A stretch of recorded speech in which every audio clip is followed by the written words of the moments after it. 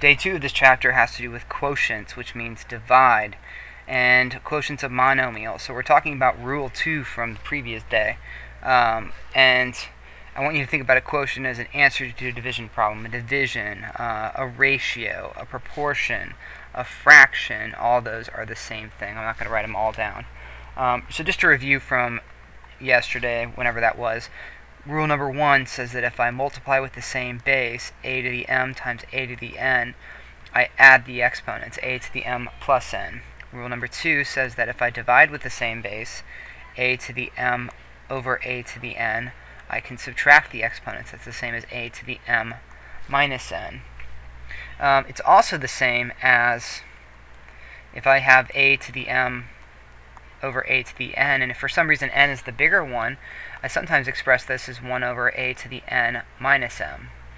It's easy to kind of look and see that these are all the same thing, and that's a concept we're going to get to when we talked about negative exponents today.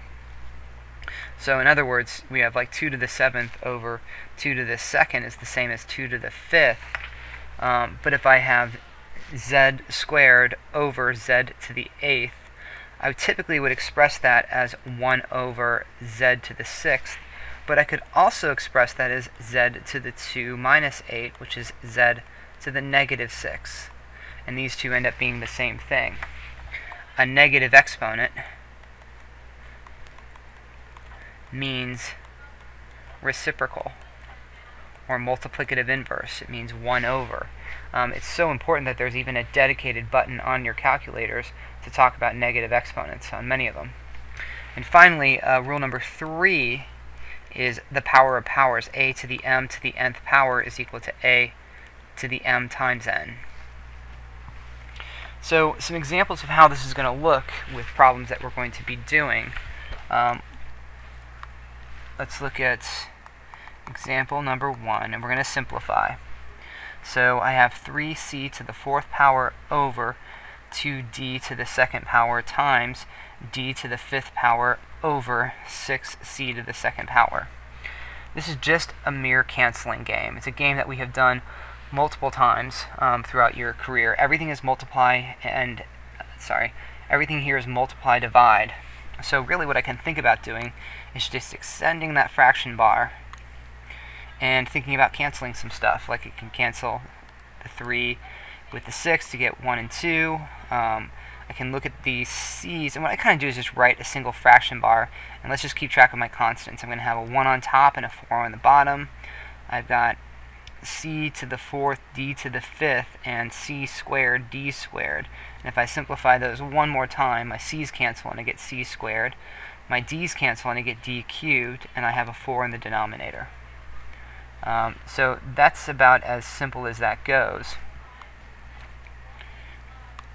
Number 2, I can talk about 6 to the negative 1, x to the negative 2, z to the 3rd power over negative 5,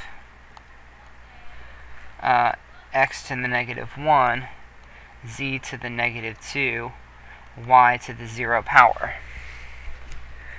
So as we start to clean this up, I'm going to start doing a little bit of what Mrs. Manton likes to call popcorning, which is a useful way of thinking of things flopping up or flopping down. So I'm going to read this left to right on the top, and anything that should go down is going to go down. 6 to the negative 1 is going to go down as a 6, x to the negative 2 is going to go down as an x squared, but z cubed is going to remain on top. Then I read the same thing on the denominator. Now, that's a negative 5. That's not a negative 5 to a negative power, so that's going to stay down as a negative 5, but x is going to go up as an x to the 1st power, z is going to go up as a z to the 2nd power, and y to the 0 is equal to the number 1. In fact, anything to the 0 power is 1, except for 0 to the 0. Then I do a little bit of cleanup, where I kind of combine everything here. That is x z to the 5th, and this is negative 30 x to the 2nd. Well, I can simplify the x's down, and my final would be z to the 5th over negative 30 x. And obviously that negative could go anywhere, but that's a nice way to leave it. And it's a clean way to have it. So let's check another one. I've got negative 1 to the negative 3 power.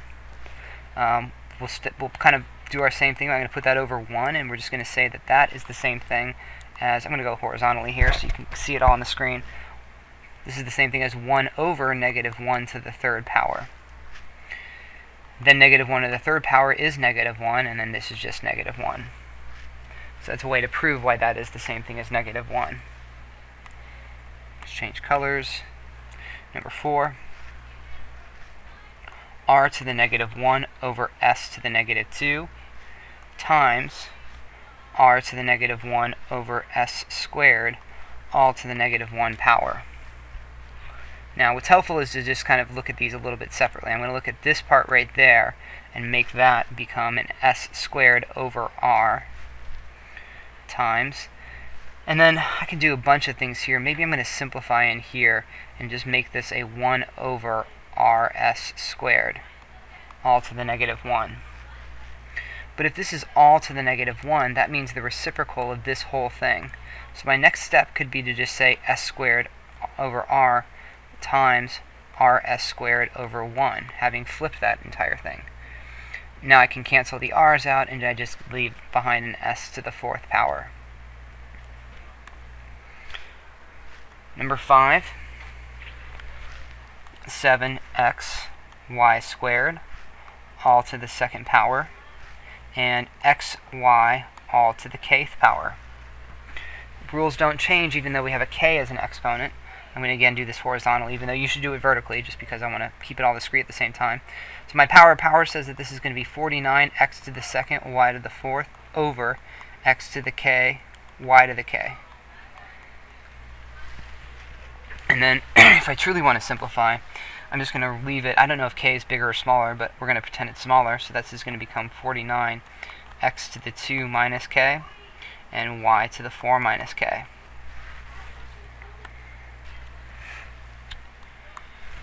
Here's another one, a to the 3x, b to the 5x minus 2 over a to the 7x plus 1, b to the 2x. I'm going to attempt to leave the bigger numbers where they are and look at that. So let's look at the a's. Clearly my 7x plus 1 is bigger than 3x, so this is going to become a to the 7x plus 1 minus 3x on the denominator. And in the numerator, I'm going to leave the b's and have that be a 5x minus 2, but then minus 2x. And then clean that up, and I get b to the 3x minus 2 over a to the 4x plus 1. Next, number 7, 2 to the x minus 4 times 5 to the 4x plus 1 over 2 to the 3x, 5 to the 2x minus 3. So in this problem, let's look at the 2's, my bigger ones in the denominator. So this is going to become 2 to the 3x minus x minus 4, keeping that in parentheses so I can distribute the negative. Then I have 5 to the 4x plus 1 minus 2x minus 3. And as a next step in distributing that negative, I get 5 to the 4x plus 1 minus 2x plus 3 over 2 to the 3x minus x plus 4. And finally I have 5 to the 2x plus 4 over 2 to the 2x plus 4. Now, I can actually simplify this just a little bit and write this as 5 halves all to the 2x plus 4, because that's they both have the same exponent. That's it.